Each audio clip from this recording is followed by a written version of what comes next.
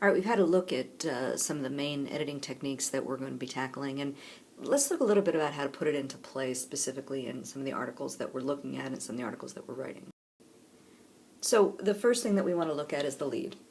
Is it an inverted pyramid lead? And if it is, does it tell readers what happened? Does it give us the who, what, why, when, where, and how? Does it capture the reader? And is it as tight and concise and clear as we need it to be? Now, if it's a feature lead, we need to see if there's a story that's pulling the reader in, whether there's something compelling that's going to take us to the nut graph. Is there a clear nut graph? Do we see what it is that the story is about? Because remember, we need to see that no matter what format the story takes. And the same thing about being written tightly. Are we getting it to the point as quickly as we need to be? You may have a great story in the lead, but if it takes you too long to get to the nut graph, you're not going to keep your reader that way either. Then we're going to look next at the body. What's it about? Is there a point to it? If it is a story that needs a nut graph, do we clearly see what that nut graph is? Do we see what it means to the readers and how it's going to affect them and why they want to be reading it? Do we want to see why things happened, how they happened? Remember, the idea of writing for readers is before a reader has a question, or the second that that question pops into their mind, the very next sentence that you present should answer the question that you've posed. So if you give us information about an accident occurring, my first thought might be, why did the accident happen? That should be the next thing that you answer. So we need to make sure that the story has a logical flow that keeps readers moving from fact to fact to fact with the quotes interspliced in order to bring those facts to life.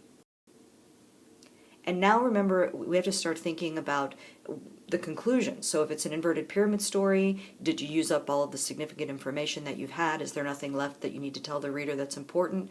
That if it's a feature, we need to make sure that there's some sort of kicker. There's an ending to it. There's a quote that really closes the thing up. And this is not an ending that's a 5-paragraph essay ending where we sum the whole thing up. This should be the kind of thing that gets the reader to the end and they feel like they've really been fulfilled by the end of the story.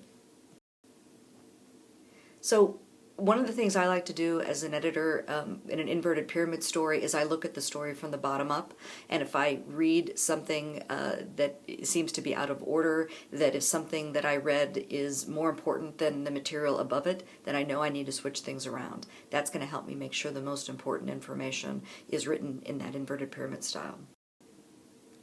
And in a feature story, I'm really looking at how this story is unfolding. Do I clearly see how we get from point A to point B and so on? Do I have enough sources? Do I have too many sources?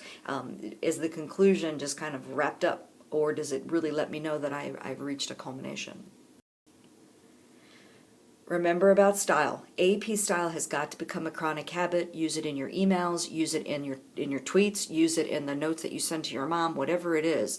You need to be really nitpicky about this now. And yes, it matters where you put the commas and the fact that we don't use ordinal commas in journalism. Make sure that you are, putting the quotes, the punctuation inside of quote marks. That really does make a difference. How you use abbreviations, all of those things are significant now. This is a lot more than just spell checking. And you may think you know the answer, and you may be really sure that you know the answer. But if you're not 1,000% positive that you know the answer, look it up. That's what the book's for. Now, web writing and print writing are very similar, as we've seen, but there also are differences. And so that's what we need to start looking at from an editing standpoint. What do you need to see on the web that may be a little bit different than what you're seeing on print?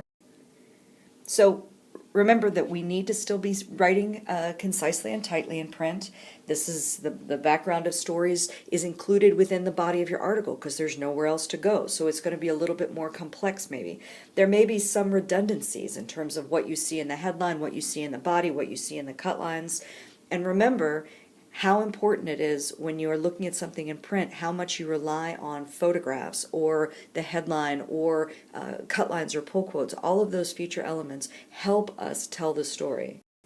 And we don't necessarily have those options when it comes to web writing. So the headline itself hangs out there by itself. It may actually be the headline that you see on a web page to navigate to a story may be different than the one that's actually on the story.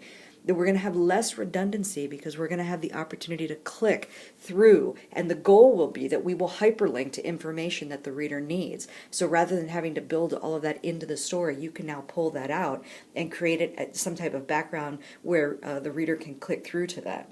We also want to make sure that we have content that's chunked into pieces. We're going to be writing even tighter, we're going to have even shorter paragraphs, and we're going to make sure that the reader can navigate from spot to spot in order to get the information that they need. That means that we are adding hyperlinks, we're writing subheads within the body of copy, we're using a lot of bulleted lists, ever more important to be doing one idea per paragraph, and tighten, tighten, tighten. No matter where you're editing, web or print, make sure that you are double checking names, phone numbers, addresses. I know that we've talked about this, but it is super important that you realize you are the last line of defense to get these errors corrected. So you have to make sure that everything is consistent and everything is correct. And then make sure that you've read the story without editing it, that you just get the flow of the story. I read every story out loud before I turn it into my editor. It forces me to read every single word, and we skip words as readers. It allows my ear to pick up things that maybe my eye doesn't, because my eye makes allowances so that I can read even faster. When I'm reading it out loud, I don't have that opportunity. So I'm going to catch areas that I stumble, areas that don't make sense. I'm going to catch typos because I'll pronounce those words incorrectly. I put a line, or either a piece of paper or a ruler underneath, and go by line by line by line.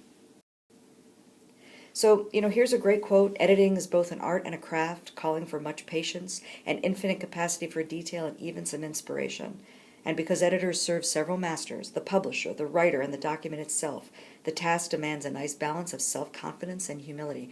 That's how I hope you'll tackle every article that you read. It's imperative that you respect the editing process as much as you respect the writing process, because it requires us to have an impartial editor who is working for the betterment of our story, for our articles to be the best that they can be. We will never write an article that is good enough to go without it being read by anyone else. The goal is you're going to get a reader beforehand, a reader who has the skill and the knowledge and the commitment to your piece to make it be better when it goes out into the world, and you need to be that person for other writers.